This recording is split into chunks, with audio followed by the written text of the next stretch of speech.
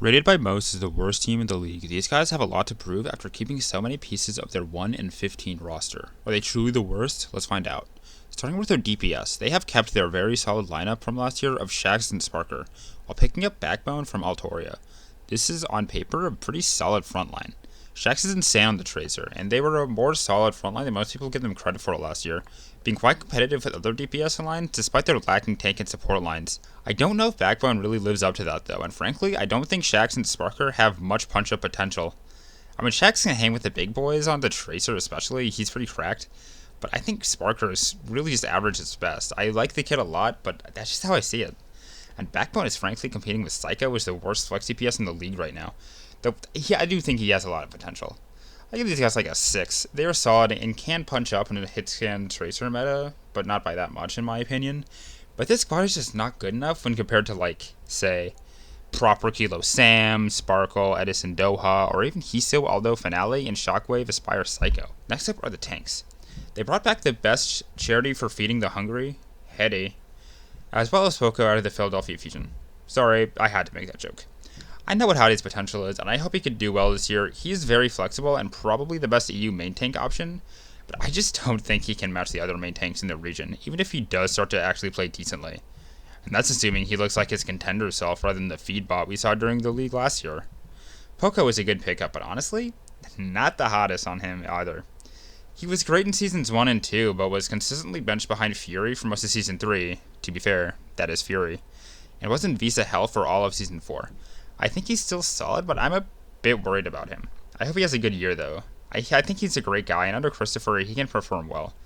But I give this tank line a 5 or 6. Hedy is still bottom tier in my opinion, and I have questions about Poko, despite thinking he's still a pretty solid player.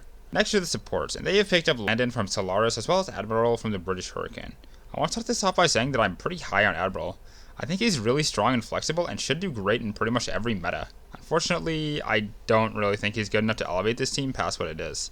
Landon, I'm less high on. He's absolutely cracked on the Baptiste. Like, he's as good as Luca Mino and other top tier NA players in my opinion.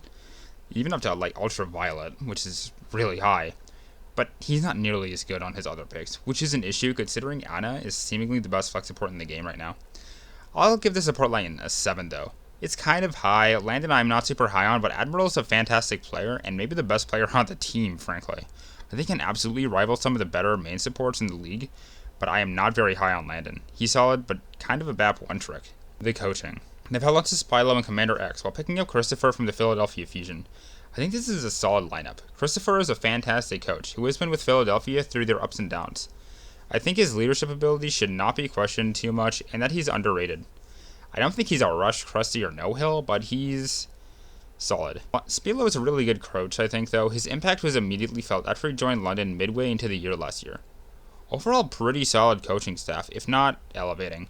Some coaching staffs can bring a team ahead where it should be, such as Dallas and Shock in previous years, but I don't think this is it. And without any overperformance will need to come from the players themselves. I do like Christopher, but he's not a huge source of hopium.